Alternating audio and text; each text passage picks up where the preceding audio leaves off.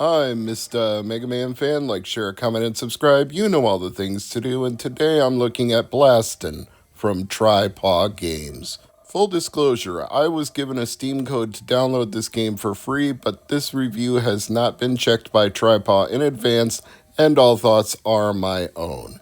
Now, they described this game as built for those who grew up playing Mega Man or for those who never got the chance to.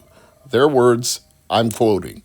So, I was obviously going to be interested in this game, and with a name like Mr. MegaManFan, they probably figured I was a good fit to try it. Now, this game really does wear its influences on its sleeve.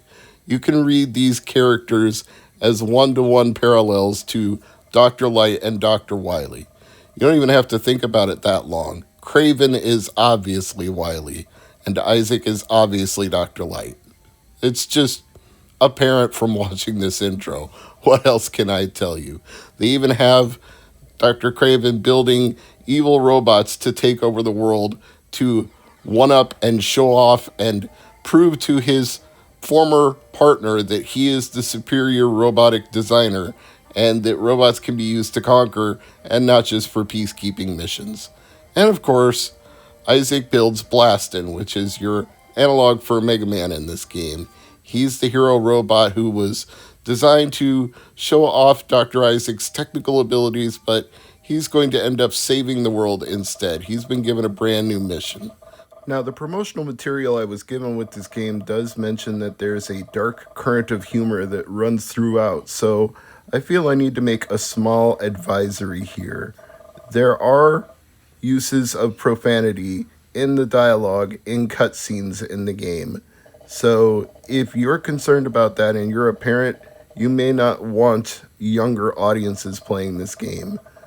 I think there's a certain point where young adults have heard and seen everything on the internet, and a few curse words aren't going to upset them that much. But if you're a very religiously conservative household, I can understand how you might not want that. So, just fair warning that it does come up and you will see it during the gameplay footage. As a good Mega Man game should, Blasten teaches you the controls as you go. You learn how to charge up your attacks, you learn how to dash, you learn all the different techniques that would help you in your gameplay.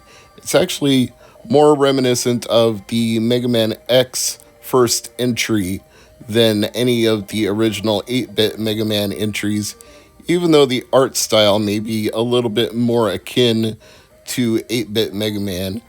Actually, to me, it's kind of a cross between 8-bit Mega Man and the not-so-great Mega Man PC games on DOS, but done with enough charm that it's obviously much better than those games, and the controls are described in the press literature as tight, which I would grant. I didn't feel that I wasn't in control of Blasten at any point during my gameplay, so I think tight is a fair word. I guess that will depend on which controller you use and how much latency you have. I'm using an 8BitDo controller paired with a USB dongle to my Steam Deck, and I'm noticing zero latency issues. Buttons are responsive, and Blasten does what I tell him to do, so any mistakes you see in the gameplay footage are mine and mine alone. Now, with this giant shield robot, you have to time your attacks to when he raises the shield to throw an arrow at you. And if you time it just right, you can get off a few shots, jump out of the way to avoid the arrow, and then come back down on your feet when he puts the shield down again. Or you can jump in the air to make him throw the arrow up at you because he'll aim it wherever you are at the time. It's a little more risky, but it is an effective attack as well. And these smaller robots, you can simply take out with one charged shot or several smaller shots. They're not hard to defeat. Now, this is the first area in the game where I started to experience a little bit of difficulty. Obviously not with these smaller robots, but what happens is there is an electricity generating machine being shown off at this electronics conference, and it drops bolts of lightning from the sky. What makes this hard is there's a shield robot that you have to defeat at the same time. So you have to juggle two different problems at once, timing your attacks against the shield robot while also dodging the lightning that drops from the sky at random. And you will see that I get my butt kicked pretty hard the first time through because I hadn't really mastered my technique against the shield robot yet. So this is where I made an unfortunate realization. You only have 3 lives and there is no in-game checkpoints. So without a save game, which does exist, I had to do everything from the beginning because unless you defeat the first boss, you haven't gotten to a save point. I'm going to have more to say about that in a little bit, but one thing is for sure, I got faster and faster in the half hour that I spent playing this at cycling through all the dialogue because, as it said the first time, nobody likes a long intro.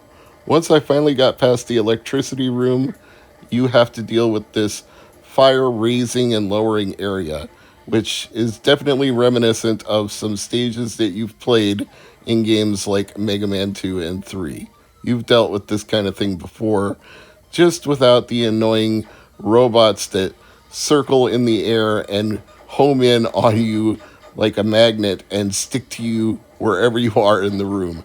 And there's no disappearing platforms, at least not yet, so that's one thing you don't have to deal with in this room, which is nice to see. This is also the last room you have to clear before the first boss encounter, so once you get your shield robot technique down, it's actually not that hard to get to the boss fight.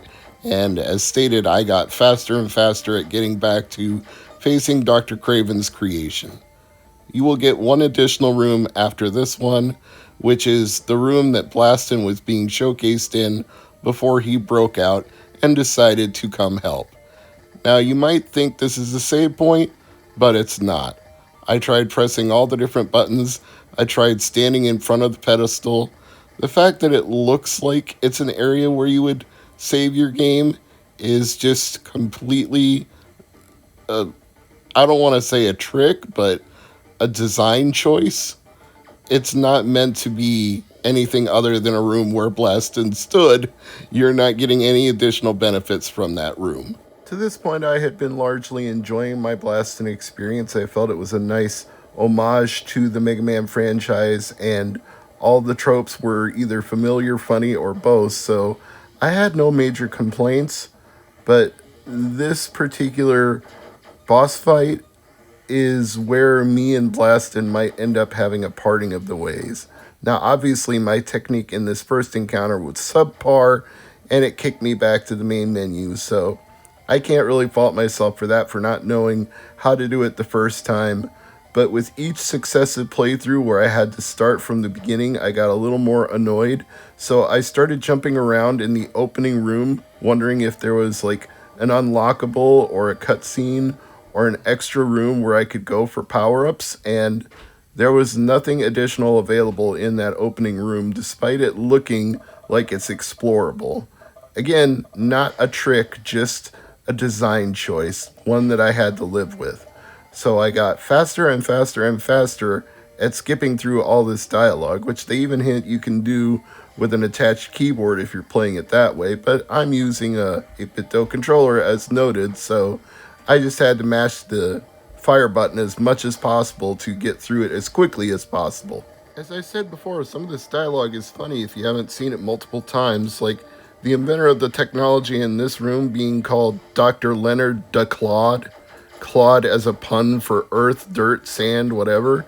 And yeah, I was laughing at that the first time, but once you've seen it 4 or 5 times, you're like, whatever. So I'm speedrunning my way back to the boss fight for like the 5th or 6th time here, and I've got my technique almost down to a science at this point, including the fact that I lead one robot over and jump back so I can easily take him out, and then jump back to take the second robot out, instead of trying to fight both of them at once. Little tricks that I picked up from multiple playthroughs of this opening area. And you'll see that my shield robot technique has improved quite a bit in this electricity room, because I've learned to worry about dodging the lightning first and just timing my attack to go under the robot's shield when he raises it. There's no point charging him trying to force the action. You just need to make the arrows go somewhere that you're safely avoiding them and then take him out with shots from underneath. So we clear this fire room and then I will get back to the final encounter again. And I thought I had finally figured it out. You leap over Dr. Craven's robot when he's charging you, and then you hit him from behind with shots. There's only one problem. He's moving across the screen really fast, so if you fire a charge shot, it has a very short range and it won't reach him. And if you use your little arm cannon, go pew pew pew pew pew with shots, you can hit him a whole bunch of times as he's running back and forth from one side to the other, but there's no boss bar. This is a major complaint, and I do want Tripod to heed me on this one. You don't know how many shots you need to take out this boss. Maybe it's not meant to be a final boss, maybe it's a mid-stage boss, but either way, you don't know what kind of boss it is or how many shots you have to hit it with, because there's no energy bar indicating how much damage you need to do. So I don't even know if my technique is effective or not, and I'm trying to time leaping over it and shooting it from behind as fast as I can. I am mashing the heck out of the button and getting virtually nowhere. And I would like to try charging up shots and using those, but that doesn't work either because, as mentioned, your charged shot doesn't have a range to go the whole length of the screen. And there are no difficulty options either in this game, so you can't choose make your shot go further across the screen or take less damage when you get hit. So this became the point where I said, I'm sorry, Blasten, but I'm done here. I like the game, I think it's fun, but I can't get past that first boss, so I'm done.